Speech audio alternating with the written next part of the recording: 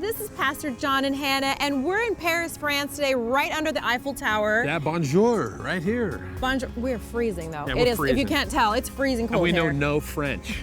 None. And it's hard to de get around. France. Tour de, yeah, macaroon. I know what that is. They're delicious, by the way. You don't need to know. Actually, you do need to know French to be here, honestly. Oh, it's tough, but you know, it's been a culture shock in a lot of different ways. Not just sightseeing, but we've also been doing ministry too. There is a lot of refugees here in the city. We just got off the train, and it was culture shock. We almost got mugged. Yeah. We got, there's, these guys with machine guns that are walking around, and it's a little culture shock, and then young kids trying to pickpocket you. I mean, you're just kind of not used to that, but we're getting used to it here. But the culture shock really is the crises of the refugees, and we see it on the news back home, but really, until you immerse yourself into this culture and see what is going on, it's heartbreaking. The first night we were here, we walked down the street, and there was a single mother of 3 small kids. Like, the youngest was 1 year old, and it's raining and it's cold. You can see your breath.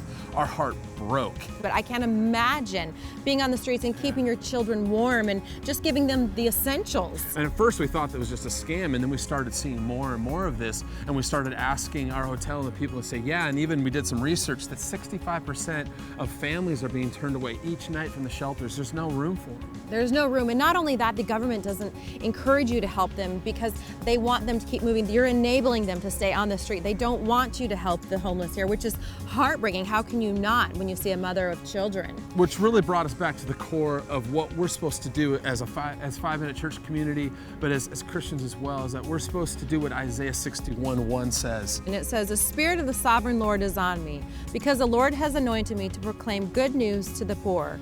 He has sent me to bind up the brokenhearted, to proclaim freedom for captives, and release from darkness for the prisoners." And that really is the core of 5-Minute Church.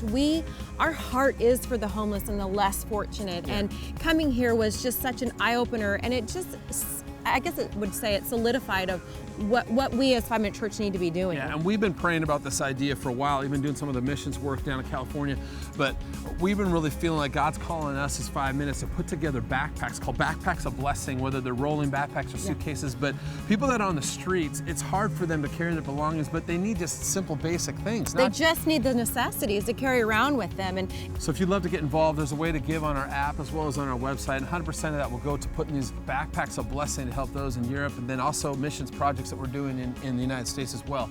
But they have food, and they're gonna have blankets and just the necessities that people just need that we take for granted every single day. Absolutely, and can I encourage you, please think twice before you complain. I mean, we woke up the next morning and we're about ready to that bed was not really too hard, and then we're like, look at each other like, let's not complain. We have a bed, at all. It's warm, we have hot showers, it's such an eye-opener. So if we can encourage you, please, and here's an opportunity that you guys can get involved and to help these refugees and these families in need. Exactly, so if you can help us, that'd be awesome. If you can't, please pray for these. This is a big crisis in Europe right now, and there are people that are on the streets that have nothing. And so we all need to pray for them on a regular basis, as well as just don't take for granted the simple things that we have every single day. We absolutely love you guys, and we cannot thank you enough for all that you guys are doing. And again, if there's topics you guys want to talk about, please let us know. We love all your feedback. It's amazing. And also the prayer requests. We are praying with you guys every single day, and they're real needs. There's people who have come on the app that are pouring their hearts out, and we are praying for you. We are right there with you, right alongside with you guys.